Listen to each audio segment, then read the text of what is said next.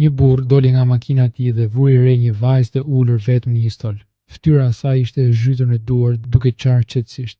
Ai u afrua dhe e pyeti butësisht: "Zonjush, a jeni mirë?" E tronditur ajo fshiu shpejt lotët. "Jam mirë", tha ajo, duke sforcuar një buzëqeshje dhe u largua me nxitim, duke harruar kështu çantën e saj të vogël dhe një telefon në stol. Burri i mori, por para se të mund ta thriste, ajo ishte larguar. Pak çaste më vonë telefoni filloi të binte. Ai hezitoi, pastaj e hapi. "Bi", tha një zë i lodhur gruaje.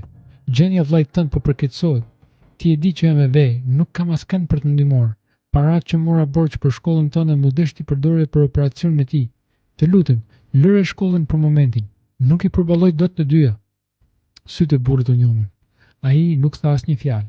Me zemër të rënduar i dha fund thirrjes. Disa minuta më vonë, vajza erdhi me vrap dhe me lot ende në sy. "Zotëri, e keni parë një çantë dhe një telefon këtu?" "Po", tha i butësisht, duke e dorëzuar. "Por më thuaj, pse po çaje më herët?"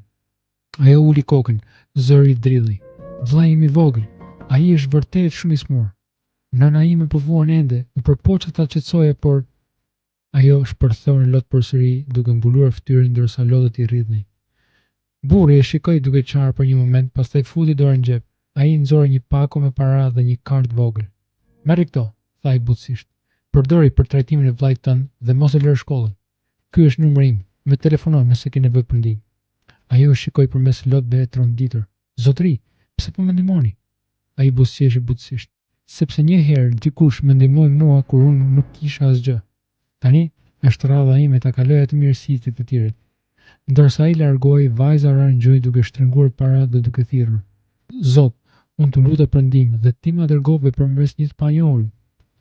Kur çdo shpresë duket e humbur, kujto se Zoti mund të përdorë çdo situatë për të dërguar ndihmë.